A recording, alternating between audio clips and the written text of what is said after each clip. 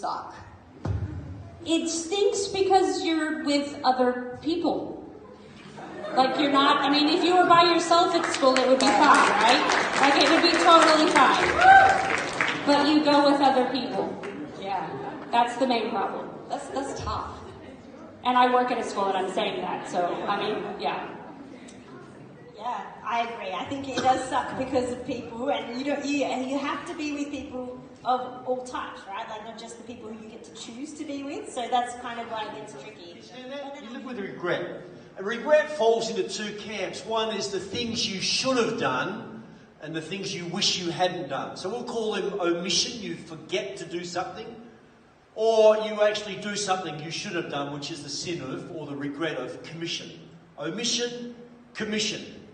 Well, I guess probably one of the omission things that I regret is when my dad passed away. I realised some years later, my dad's been dead now for 30 years, so I regret not telling him how much I loved him. My dad was an alcoholic. We did lots of things together. We went fishing, we went shooting, just those guy sort of things. But my dad was 45 when I was born, so by the time I'm 15, he's a 60-year-old guy. He's old enough to be my grandfather. But I wasn't a person who shared my heart with him, and I regret that. Can he forgive me? No, he can't. Can I forgive myself? That's something that I live with. There are things that we forget to do and things that we do that we wish we hadn't done. For me, that's one of those things. I wished I had done that. I forgot to do that. So tell your mum and dad that you love them. Tell them how special they are to you. Tell them how much you appreciate them. Encourage one another. Is there a McDonald's in heaven? I would say no. I reckon God can make a better option than McDonald's. The burgers are better at Hungry Jack's, right? No, yes, having your way there.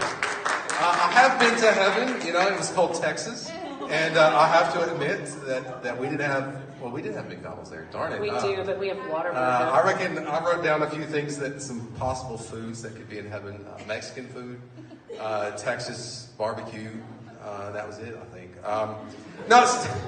Seriously, as far as eating, so I actually made this serious because I don't know if there'll be a McDonald's there. There's no way to really know. The Bible doesn't say. But will we eat in heaven? Why do we eat on earth? It's to keep us alive, right? But when you go to heaven, no one's going to die. So you don't really need to eat in heaven. But I think we'll eat because it's the social aspect. Like when you usually... Mark is a great place to start. It's 16 chapters. It gets straight into the story of Jesus. Personally, I like the book of John. It is my favorite book in the Bible. If you like kind of history aspect, Genesis is probably another of my favorite books in the Bible. It talks, if you can find almost every doctrine from the Bible in the book of Genesis. It's amazing. So I would encourage you to just pick it up and read. You don't have to read for an hour. You don't have to read for all day. I used to know